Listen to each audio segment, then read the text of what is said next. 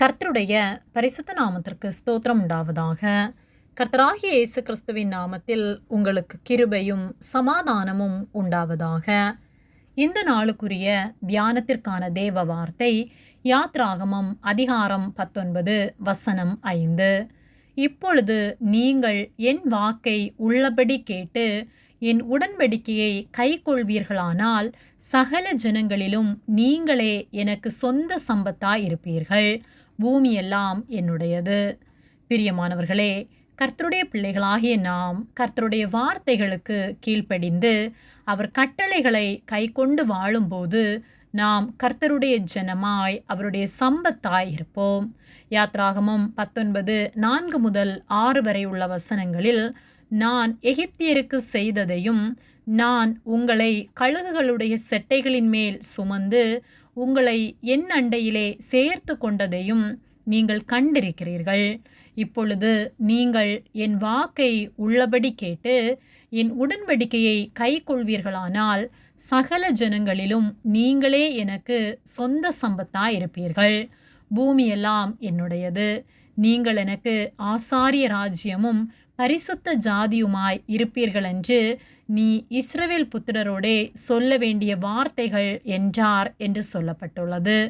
எகிப்திலிருந்து இஸ்ரவேலர்கள் புறப்பட்டு கானான் தேசத்திற்கு வந்தபோது கர்த்தர் தம்முடைய பலத்த கையினாலே அநேக அற்புதங்கள் செய்தார். அதை ஜனங்கள் தங்கள் கண்ணார கண்டார்கள்.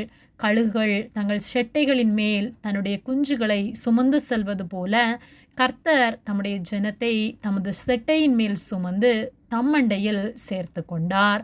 நம்முடைய வாழ்க்கையிலும் கர்த்தர் நமக்கு செய்த நன்மைகள் ஏராளம். நமக்கு எதிராக வந்தவர்களுக்கு எதிராக கர்த்தர் நமக்காக யுத்தம் செய்து நம்மை விடுவித்ததை நாம் அநேக சூழ்நிலைகளிலே கண்டிருக்கிறோம்.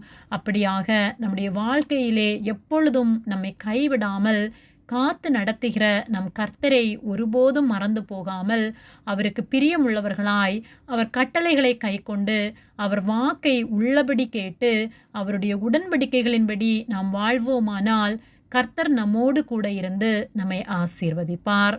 நாம் அவருடைய சம்பத்தாய் விசேஷித்தவர்களாய் இருப்போம்.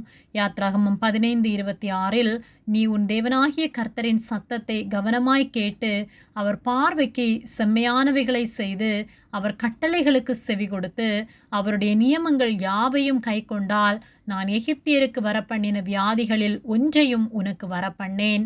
நானே உன் பரிகாரியாகிய கர்த்தர் என்றார் என்று சொல்லப்பட்டுள்ளது. நாம் கர்த்தருடைய வார்த்தைகளுக்கு செவி கொடுத்து அவர் சத்தத்தை கேட்டு அவருக்கு உண்மையாய் அவர் கட்டளைகளை கைக்கொண்டு நாம் வாழும்போது கர்த்தர் எகிப்தியருக்கு வரப்பண்ணின எந்த வியாதிகளையும் நமக்கு வரப்பண்ணார். ஆகவே எல்லாவற்றிலும் கர்த்தருக்கு உண்மையுள்ளவர்களாக இருப்போம். அவருக்கு பிரியமாய் நாம் வாழும்போது அவருடைய நாமம் மகிமைப்படும். ஆகவே அவருடைய நாமத்தை மகிமைப்படுத்தி அவர் பெயரை பிரஸ்தாபப்படுத்துவோம். கர்த்தர் நம் ஒவ்வொருவரையும் ஆசீர்வதிப்பாராக. ஆமேன். ஜெபம். எங்களை அதிகமாக நேசித்து வழிநடத்தி வருகிற எங்கள் அன்பின் பரிசுத்த பிதாவே, இந்த நாளையும் நாங்கள் காணும்படியாக நீர் எங்களுக்கு ஜீவனை தந்த உம்முடைய அன்பிற்காக நாங்கள் உமக்கு நன்றி செலுத்துகின்றோம். நாங்கள் தியானித்த வார்த்தையின்படியே உம்முடைய வாக்கை உள்ளபடி கேட்டு உம்முடைய வார்த்தைகளுக்கு செவி கொடுத்து நடக்க நீர் எங்களுக்கு உதவி செய்யும்படியாய் ஜெபிக்கின்றோம். வலப்புறமாவது இடப்புறமாவது சாயாதபடிக்கு உம்முடைய வார்த்தைகளின்படி நடக்க நீர் எங்களுக்கு உதவி செய்யும்படியாய் ஜெபிக்கின்றோம். எங்களை உம்முடைய கரத்திலே தாழ்த்துகின்றோம். இயேசுவின் நாமத்தில் ஜெபிக்கின்றோம் பிதாவே. ஆமேன். கர்த்தர் உங்களை ஆசீர்வதிப்பாராக.